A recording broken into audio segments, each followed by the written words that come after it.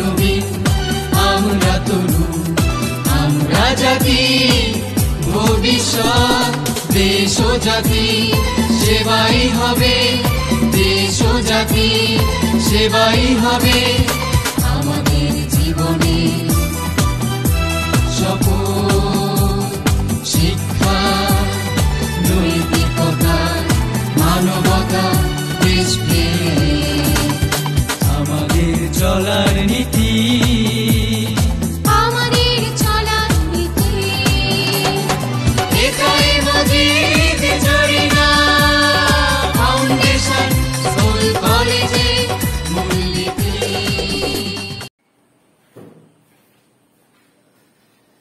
বিসমিল্লাহির রহমানির রহিম। আসসালামু আলাইকুম।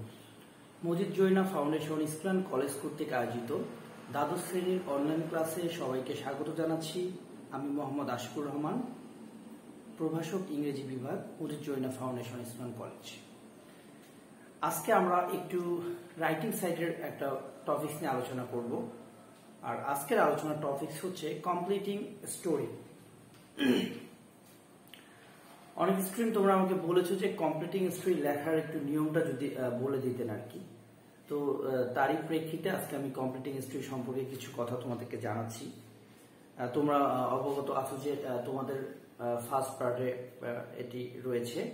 সো এটি আজকে আমরা শিখবো যে কিভাবে এটি লিখতে হয় আর কোন কোন দিকগুলো এখানে বিশেষভাবে খেয়াল রাখা দরকার।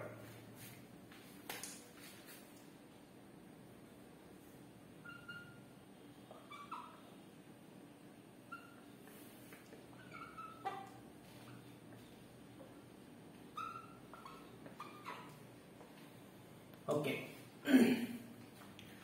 কমপ্লিটিং স্টোরিতে প্রথম যে জিনিসটি খেয়াল রাখতে হবে সেটি হচ্ছে টাইটেল। Number 1, title. কিন্তু ম্যাক্সিমাম স্টুডেন্ট আমি দেখেছি যে কমপ্লিটিং স্টোরি লেখা শুরু করো কিন্তু টাইটেল লিখো না। বলে দিচ্ছি যে টাইটেল কিন্তু অবশ্যই লিখতে হবে, তবে টাইটেল যদি তোমরা না লিখো তাহলে কিন্তু ফুল মার্কস পাবে না, ওখান থেকে হয়তো বা 2 মার্কসের মতো কাটা হবে। সো টাইটেলটা অবশ্যই লিখবা। টাইটেল কোনটাকে বলে, যেমন হচ্ছে লেখা থাকে না উপরে যে the wood cutter and his x, অথবা এরকম থাকে যে দ্য লায়ার শেপার্ড, ঠিক আছে, বা the lion and the mouse, এগুলোকে বলা হয় টাইটেল। তো যখনই একটা কমপ্লিটিং স্টোরি করতে যাবা তার টাইটেল অবশ্যই লিখতে হবে। ওকে, number 2, description.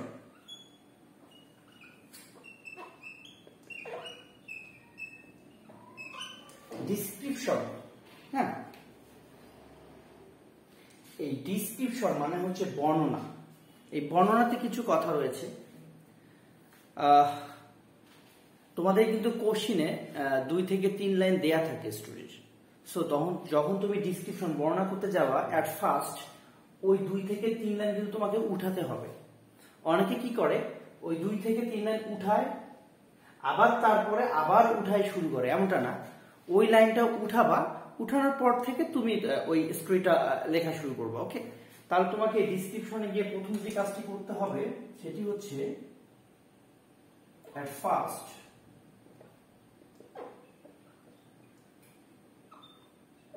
you have to write the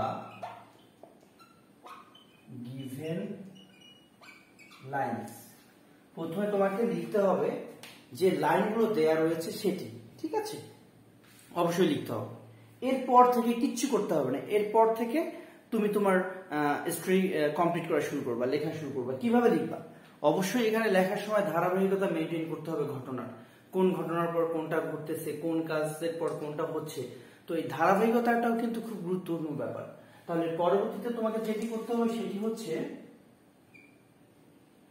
maintain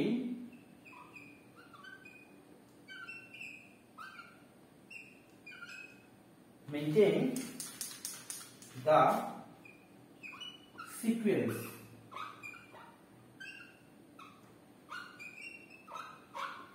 sequence maintain করতে হবে। ওকে, সিকোয়েন্স মেইনটেইন করতে হবে মানে ধারাবাহিকতা কিন্তু মেইনটেইন করতে হবে ঘটনার, ঠিক আছে। এরপর যে জিনিসটা খুবই গুরুত্বপূর্ণ, এটা অনেক ক্ষেত্রে আমি দেখি যে তোমাদের মিস্টেক হয়ে যায়, টেন্সের ব্যাপারটা মনে রাখবা।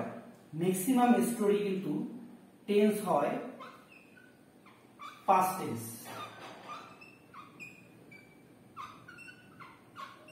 টেন্স কোন টেন্স হয়? Past tense. এটা খেয়াল রাখতে হবে। তোমরা লিখতে লিখতে দেখা যায় যে প্রেজেন্ট টেন্স লেখা শুরু করে দিছো। না, আসলে ঘটনাগুলো একটা হচ্ছে গল্প কিন্তু ঘটে যায়, তারপর কিন্তু সেটা গল্প হয়। গল্প কিন্তু আজকে যেটা সেটা কিন্তু গল্প না, রানিং না, ঠিক আছে? গল্পটাই হচ্ছে তোমার হচ্ছে অতীতে ঘটে যাওয়া কোনো কাহিনী, ঠিক আছে? এজন্য অবশ্যই তোমার কমপ্লিটিং স্টোরিতে যে সেন্টেন্স গুলো লিখবা এগুলো কিন্তু পাস্ট টেন্স হতে হবে, ঠিক আছে? কোনো ক্রমে যাতে প্রেজেন্ট টেন্স না হয়, ঠিক আছে? হ্যাঁ, প্রেজেন্ট টেন্স হতে পারে, সেটা হচ্ছে ন্যারেশনের ভিতর, যে he said comma invert comma. তারপর আমরা জানি যে রিপোর্টিং যেটা স্পিচ রয়েছে এটা কিন্তু ওই ন্যারেশনের ক্ষেত্রে রিপোর্টিং ভার্ব পাস্ট টেন্স হলেও রিপোর্টিং স্পিচটা কিন্তু প্রেজেন্ট টেন্সে লেখা যায়, সেই ক্ষেত্রে এটা আলাদা ভিন্ন ব্যাপার। কিন্তু জেনারেলি টেন্স কিন্তু হবে পাস্ট টেন্স। ওকে, আরেকটি জিনিস খেয়াল রাখতে হবে, সেটা হচ্ছে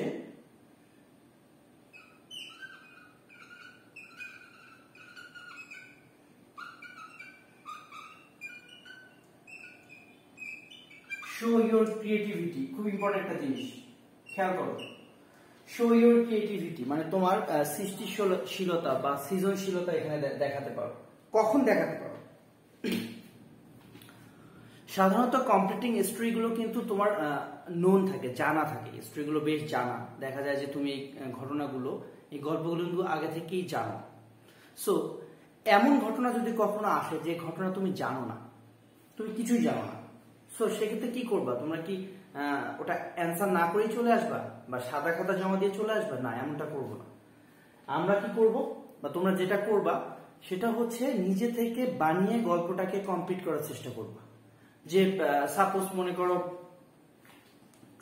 two friends and the bear ঘটনাটা রয়েছে, সেখানে দেখা গেল যে প্রথমে বলা রয়েছে যে দুই বন্ধু একদা এক বনের মধ্য দিয়ে যাচ্ছিল, সেই সময় একটা কি বিয়ার আছে, ঠিক আছে?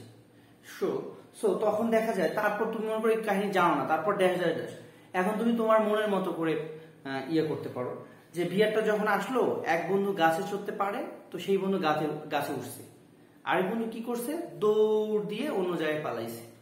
তো যে বন্ধুটা গাছে উঠছে সে ভাবলো যে আমার দেখো কাছের বন্ধু, সে দৌড় দিয়ে পালাই গেল আমাকে ছেড়ে। তো একটু পর দেখা গেল ওই বন্ধুটা কিছু মানুষকে ডেকে নিয়ে লাঠিসোঁটা নিয়ে আসছে এই বন্ধুকে, যে বন্ধু গাছে উঠছে তাকে উদ্ধার করার জন্য। তো এসে উদ্ধার করে নিয়ে গেছে। তো এক্ষেত্রে দেখো পুরো ঘটনার ধারাবাহিকতা কিন্তু চেঞ্জ হয়ে গেছে, তাই না?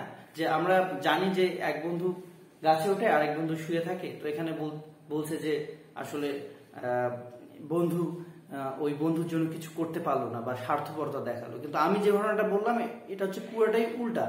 দেখা গেল এক বন্ধু গাছে উঠছে, অন্য বন্ধু মানুষ নিয়ে এসে তাকে উদ্ধার করেছে। সো আমি এটা বললাম কেন, যে তুমি মনে করো যে গল্পটা জানোই না, কখনো পড়োই নি, সেক্ষেত্রে তুমি গল্পটা অ্যান্সার না করে আসবে এমনটা না। তুমি অবশ্যই অ্যান্সারটি করবা নিজের মতো করে। তুমি একটু নিজের ক্রিয়েটিভিটি দেখাও, সৃষ্টিশীলতা দেখাও। এটা এমন না যে স্যাররা কেটে দিবেন, তবে যদি গল্পটা অবশ্যই সুন্দর হয়, মানানসই হয়, তুমি কিছু না কিছু মার্কস অবশ্যই পাবা। সো এই জিনিসটা একটু খেয়াল রাখবা। অনেকে মনে করে যে গল্প মনে হয় হুবহু লিখতে হবে, এমন না। জানা গল্প হুবহু লেখো, যে গল্পটা জানো না সেখানে তুমি নিজের মতো করে গল্পটি বানায় লিখতে পারো। বরং এটা আমি মনে করি অনেক ভালো, তোমাদের ক্রিয়েটিভিটি বাড়বে। ওকে, আর নাম্বার 3, এটা মোস্ট ইম্পর্টেন্ট একটা জিনিস, গল্পের মরাল অফ দ্য স্টোরি। গল্পের মরালটা লেখা জরুরি। মরাল অফ দ্য স্টোরি, অর্থাৎ গল্পটা যখন শেষ করবা, শেষে ওই গল্পের একটা মরাল লিখতে হবে।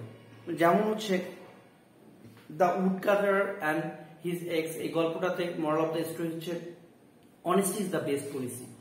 সো এই যে জিনিস দুইটা, একটা হচ্ছে টাইটেল আর একটা হচ্ছে মরাল অফ দ্য স্টোরি, এই দুইটাতে কিন্তু খেয়াল রাখতে হবে যদি তোমরা ফুল মার্কস পেতে চাও।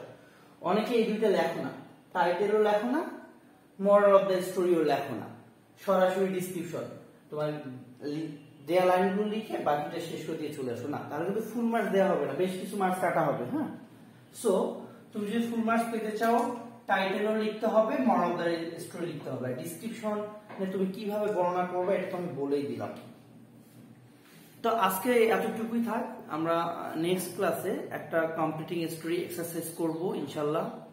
তো তোমরা ততদিন পর্যন্ত ভালো থেকো, সুস্থ থেকো, সাবধানে থেকো, বাসার বাইরে গেলে অবশ্যই মাস্ক ব্যবহার করো, আমার জন্য দোয়া করো। আল্লাহ হাফেজ।